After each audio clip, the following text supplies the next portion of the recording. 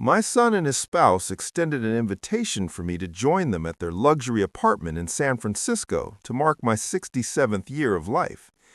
After I consumed the initial small dish, thinly sliced raw beef that carried a peculiar metallic aftertaste, I started to feel lightheaded. The entire area appeared to rotate around me. I made an excuse to go to the restroom, but while I was passing the cooking area, I witnessed something that chilled me to my core. I grabbed my chest and simulated a cardiac episode. It was my only option for remaining alive. I am grateful you are here to listen. Before I disclose what I saw through that kitchen doorway that forced me to pretend I was dying, I would like to hear from you. Where in the world are you currently located, and what time is it there? I would truly enjoy knowing. This high-end residence in the Millennium Tower was positioned 42 levels above the street, constructed entirely of glass and expensive stone using wealth that did not belong to them. Looking through the massive windows that reached from the floor to the ceiling, the famous bridge was visible as an orange light cutting through the evening mist. It was the 15th of March, the day I turned 67. I had left my 12-year-old pickup truck in the parking area for visitors, situated between a high-end electric car and a luxury German vehicle. The parking worker looked at my old truck as if it were dripping fluid on the floor. Patrick opened the entrance. My 37-year-old son pulled me into a hug that felt like a machine, cold and very brief. He never looked me in the eye. "Hello, Dad. Please come inside," he said. The penthouse was filled with the scent of costly candles. Marley was positioned near the table for dinner with a glass of wine in her hand. She was 34, blonde, and appeared perfectly put together. Her smile did not seem genuine. "Stephen, I am so pleased you were able to attend," she said. I was dressed in my simple checkered shirt from a warehouse club. Standing in their multi-million-dollar home, I felt as though I was a stain on their expensive stone floors. We sat down for a meal of high-priced beef. Marley stated that it cost $200 for every pound. As I cut into it, the meat had no more flavor than paper. The tension in my stomach made it difficult to eat. Patrick poured more wine, and Marley spoke about their trip to Bali. I observed my son avoiding eye contact with me, refilling his glass 3 times before the first part of the meal was even over. Then it was time for the present. Patrick pushed a basic white envelope toward me. It was plain, with no wrapping or even a card. "Happy birthday, Father," he said.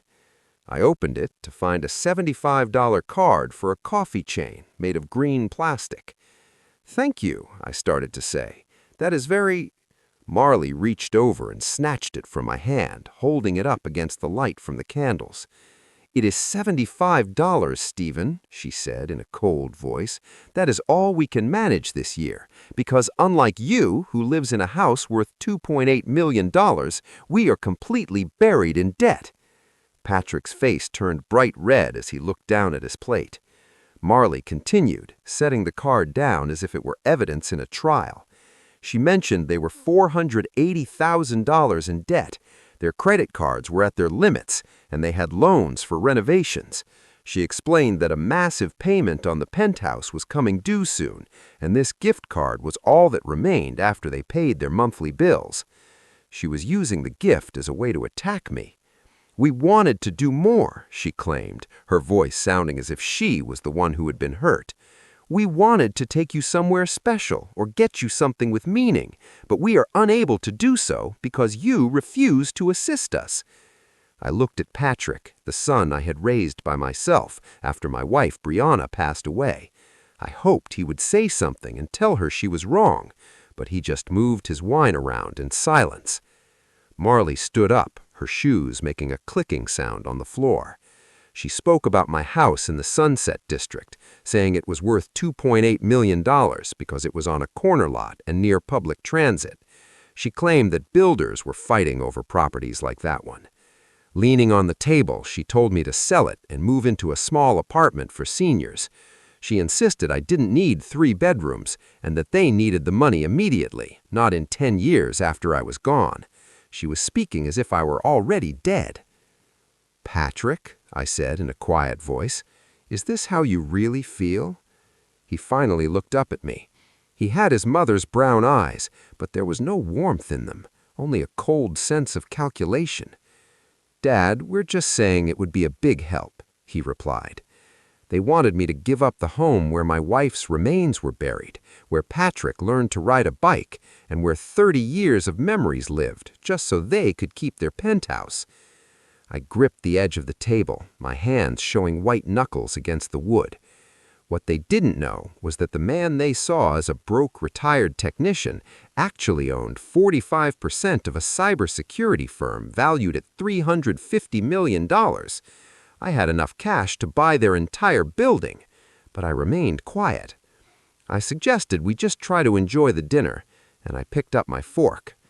That was the moment when everything started to go wrong. The raw beef dish sat in front of me like a challenge. It consisted of paper-thin slices covered in oil and greens. It looked very costly, and it likely was. I used my fork to take a piece and put it in my mouth. The taste was completely wrong. It was metallic and bitter under the oil, like coins dissolved in vinegar. I chewed it slowly while watching Patrick and Marley. Neither of them had touched their food. They just drank their wine and watched me eat. Marley asked if it was good, and I lied and said it was. I took more bites, and the bitterness grew stronger in my throat. Something was wrong, but I wasn't sure what. Maybe the meat was spoiled, or maybe I was just so stressed that everything tasted like metal and regret. Suddenly, a wave of sickness hit me, making the room tilt. The lights blurred, and the bridge outside seemed to move. My hands went numb, and I held on to the table for support. Marley asked if I was all right, and I told her I needed water and to clear my head. Patrick tried to make me sit down, but I insisted on walking. I pushed back from the table, and the chair made a loud noise on the floor. I told them I was fine, but my legs felt very weak. I used the furniture and the wall to guide myself towards the bathroom down the hall. Marley told me I should sit, but I snapped at her that I was fine. The hallway seemed much longer than I remembered, filled with photos of Patrick and Marley on expensive vacations in places like Bali, Greece, and Dubai. These trips cost a fortune, yet they claimed to be drowning in debt. I noticed that in dozens of photos, there was not a single picture of me or my late wife. Patrick used to keep her photo everywhere, but now she had been removed. I had been erased from their lives, treated like an embarrassing old receipt. They had already let me go in their minds. I was already gone. I kept walking, and as I neared the bathroom, I heard a quiet door sound and hushed, urgent voices coming from the kitchen. I also heard a steady grinding noise. My years of technical work had taught me that silence or sudden changes in sound often mean danger. I moved slowly and quietly toward the kitchen. Through the half-open door, I saw Marley at the counter under bright lights. She had a grinding tool, a small blue box, and a large chocolate cake. My heart sank when I saw the blue box was industrial-strength pest killer with warnings on it. Marley was crushing the poison into a powder while looking at instructions on her phone. She was preparing to kill me. Patrick asked how much she had used, and he was washing his hands repeatedly. He said the entire box was gone and that it would cause all my organs to fail within 12 hours. He worried if it would happen too quickly for the paramedics to miss it. Marley mixed the poison into the chocolate frosting, stating that no one would doubt a man my age having a heart attack after a heavy meal. She planned to call emergency services and lie about me having chest pains. Patrick hesitated, mentioning I was his father, but Marley called me an obstacle. She insisted they needed the insurance and the money from the house right away to avoid losing their penthouse. Patrick finally agreed, telling her to make sure I ate every bit. Marley smiled and spread the frosting, using my late wife's special cake recipe to hide the poison. I felt like I was going to be sick and backed away silently to the far bathroom, locking myself in with shaking hands. I sat there, devastated that the son I had worked so hard to support had just agreed to murder me for money. They valued my life at $2.8 million. I decided I would not let them succeed. I knew calling the police immediately might allow them to hide the evidence, so I used a secure app to message a detective I knew. I alerted her to the poisoning attempt and asked for a silent approach to secure the evidence. I also messaged Ken Walsh, who was not just my lawyer, but the CFO of Outer Theory, to activate a backup plan and get a forensics team ready. I deleted the messages. I had lived modestly to teach Patrick the value of effort, but I had only succeeded in making him resentful. He saw me as a barrier to wealth. Now he wanted me dead. I prepared myself, making my face look dull and confused, and opened the bathroom door. Patrick led me back to the table where the poisoned cake was waiting. It was the cake my wife used to make, now turned into a weapon. Marley cut me a massive piece, urging me to eat. The slice was huge, meant to be fatal. I picked up my fork, and they watched me intensely as I moved it toward my mouth. Just as I was about to eat, I let out a loud cry and grabbed my chest, knocking over my glass and sending the cake flying as I fell to the floor. I hit the stone hard, but controlled the fall to avoid real injury. I lay there, making my breathing sound heavy and irregular. Patrick panicked and ran to me, but Marley told him not to touch me. They noticed I hadn't actually eaten the cake. Marley whispered that it was lucky if I died now without eating it, but they realized they had to get rid of the poisoned cake before help arrived. I heard them rush to the kitchen and turn on the disposal to destroy the evidence. Then Marley called 911, putting on a fake, terrified voice and claiming I had collapsed from a heart attack. I lay on the cold stone, listening to my son's nervous pacing and realizing that they weren't afraid for my life, but only afraid of being caught. I could have forgiven the insults, but I could never forgive them planning my death over a slice of chocolate. I remained motionless on that frigid stone floor, paying close attention as my daughter-in-law put on an act of terror she didn't actually experience. I could hear my son walking back and forth behind her, his breath coming in short, rapid bursts. His anxiety wasn't caused by a fear of losing me. It was purely the dread of being discovered. I could have looked past the insulting gift card, the verbal attacks, and the greedy demands. However, this, arranging my assassination over a piece of chocolate cake while I was a guest at their table, was unforgivable. They had sat there sipping their fine wine while waiting for me to consume a lethal dose of poison. The boy I had brought up was effectively gone, and likely had been for a long time. I simply hadn't recognized it until this moment. The woman looming over me was no relative. She was a complete stranger who viewed my existence only as a dollar sign. The sound of sirens began to grow louder in the distance, cutting through the San Francisco night. Marley was still on the phone with the emergency dispatcher, her voice a masterclass in manufactured desperation. She was begging them to move faster, claiming she could see me slipping away. Patrick was silent now, probably staring at the spot on the tablecloth where the poisoned cake had landed. I wondered if he felt even a flicker of guilt, or if he was just mentally calculating how soon he could list my house for sale. When the paramedics finally burst into the penthouse, the room exploded into a flurry of activity. I kept my performance consistent, staying limp and making my breathing appear labored. I heard the heavy thud of medical bags hitting the marble and the rapid-fire exchange of clinical observations. They checked my pulse, my pupils, and my blood pressure. Marley was right there, feeding them a scripted lie about how I had suddenly clutched my chest and collapsed during the birthday celebration. She mentioned my history of back pain to make me seem more fragile than I was. When they loaded me onto the stretcher, I caught a glimpse of Patrick. He looked pale, his hands shoved deep into his pockets. He couldn't even bring himself to look at the stretcher. They wheeled me out of the apartment, through the opulent hallway that was now a crime scene in my mind, and into the elevator. The descent from the 42nd floor felt like it took an eternity. Once we reached the lobby and moved toward the ambulance, the cool night air hit my face, and for a second I felt a sense of relief. I was out of that house of mirrors. During the ride to UCSF Medical Center, the paramedics were focused on stabilizing me. They had no idea that I was perfectly healthy, save for the slight metallic sting in my throat from the tainted appetizer. I kept my eyes closed, focusing on the plan I had set in motion with my messages. I had called in the Omega Protocol, a high-level security response from Outer Theory. This wasn't just about a family dispute anymore. This was a professional operation to secure my safety and ensure justice was served. Upon arrival at the hospital, the chaos continued, but it was a controlled chaos.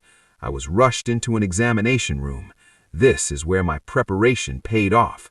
Because of my status at Outer Theory, the hospital's surveillance and medical documentation were already being monitored by my own people.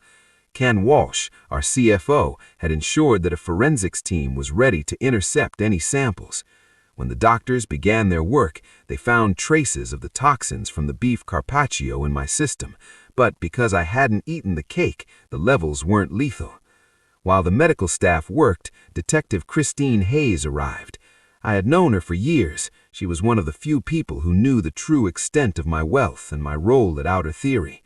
I requested a moment alone with her, dropping the act of the heart attack victim as soon as the door was closed.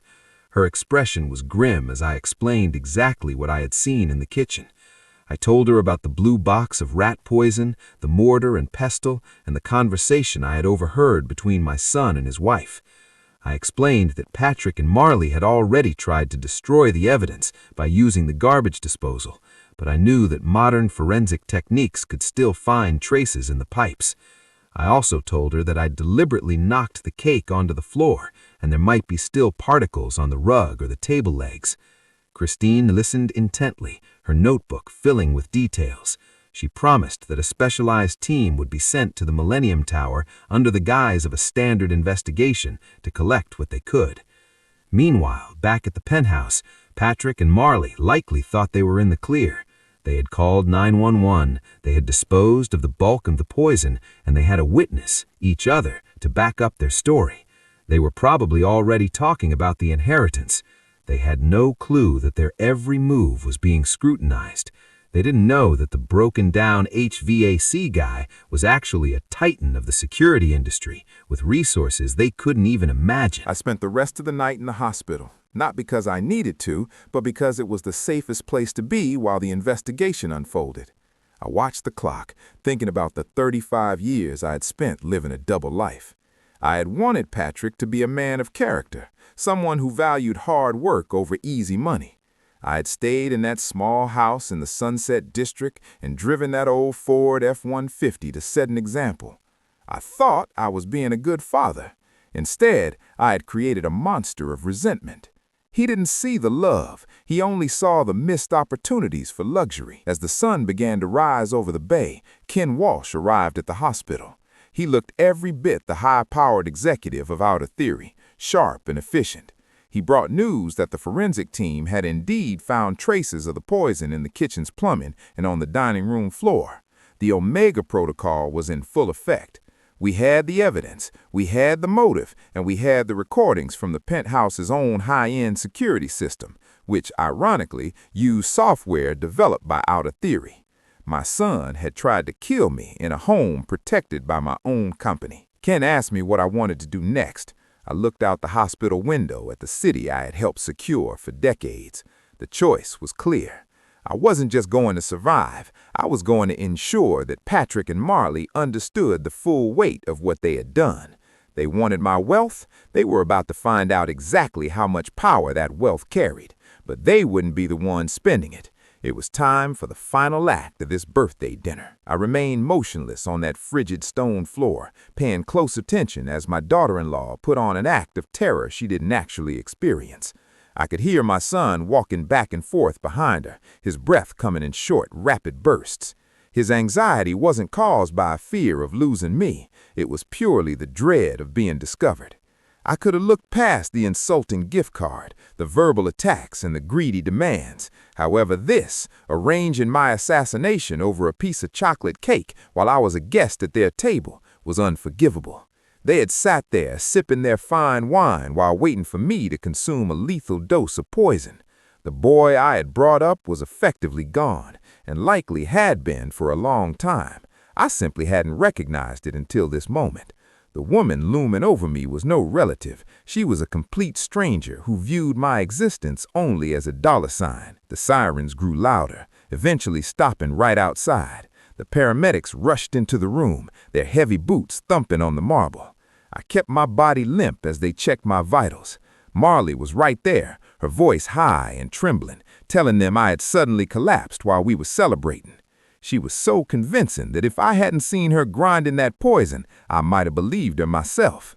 They loaded me onto a stretcher, and as they wheeled me out, I saw Patrick staring at the floor, unable to meet the eyes of the men trying to save his father. Once at the hospital, I was taken to a private room. Because of my position at Outer Theory, the staff was already alerted by my team. As soon as the door was shut and the paramedics left, I sat up. Detective Hayes was already waiting in the hallway. I told her everything. I explained that while they thought they had destroyed the evidence in the garbage disposal, Outer Theory technology was already recording every sound and movement in that apartment. We had the audio of them planning the dose. We had the video of Marley mixing the frosting into the prostin. They think I'm just an old man with a house they can flip. They have no idea who I really am. While I was at the hospital, the police were executing a search warrant at the penthouse. They didn't just find traces of poison in the pipes. They found the blue box hidden in the back of a kitchen cabinet. They found the mortar and pestle Marley had used, but the biggest surprise for Patrick and Marley came the next morning. They arrived at the hospital, pretending to be the grieving, worried children. They walked into my room, faces prepared to fake tears, but they didn't find a dying man. They found me sitting up, dressed in a suit, with Ken Walsh and 3 other lawyers from Outer Theory standing behind me. The look on Patrick's face was one of pure, unadulterated shock. Marley immediately tried to start her act, but I held up my hand to silence her. "I know what you did," I said, my voice cold and steady. "I saw you in the kitchen. I heard you talk about the balloon payment and the insurance. I heard you call me an obstacle." Patrick started to stammer, trying to lie, but Ken opened a laptop and played the recording from their own kitchen. Their voices filled the hospital room, cold and calculating, discussing organ failure and heart attacks. Marley turned as white as the hospital sheets. Patrick sank into a chair, his head in his hands. "I told you I wanted you to learn the value of $1. I wanted you to be a man of integrity. That is why I lived simply. But you didn't want a father. You wanted a payday. Well, here is your payday." I handed them a folder. It wasn't an inheritance. It was a notice of total disinheritance and a lawsuit for attempted murder. Because the penthouse was technically tied to a business loan that Outer Theory had secretly backed, I was also beginning the process of foreclosure. They weren't just going to jail. They were going to lose everything they had sold their souls to keep. As the police moved in to arrest them right there in the hospital room, Marley started screaming, blaming Patrick, claiming it was all his idea. Patrick just sat there, silent and broken. I watched them being led away in handcuffs. The son I had loved was truly gone, replaced by a shell of a man who would kill his own father for a view of the bridge. I walked out of that hospital and got into a waiting car. I didn't go back to the small house in the Sunset District that night. I went to Outer Theory headquarters. I realized that my lesson in humility had failed, but my lesson in justice was just beginning. I am still 67, and I am still alone, but I am no longer an obstacle. I am the man who survived, and I will spend the rest of my days ensuring that the wealth I built goes to people who actually deserve it. The story of the grandfather who faked a heart attack isn't about the money left behind. It's about the principles you live by. When life tests us, our true nature shows. Patrick failed that test. But every day, we all face smaller tests, how we treat others, how we act when no one is watching. The stories that matter aren't about wealth. They are about integrity and choosing what's right over what's easy. Love fiercely, but never let it blind you to the truth. Forgive when you can, but never confuse forgiveness with foolishness. Remember, blood doesn't guarantee loyalty. Character does. If you want to hear more deep and meaningful life stories like this one, please make sure to subscribe to ZERIX Truth. Your support helps us bring more of these incredible journeys to light. Thank you for being a part of our community, and we look forward to seeing you in our next video.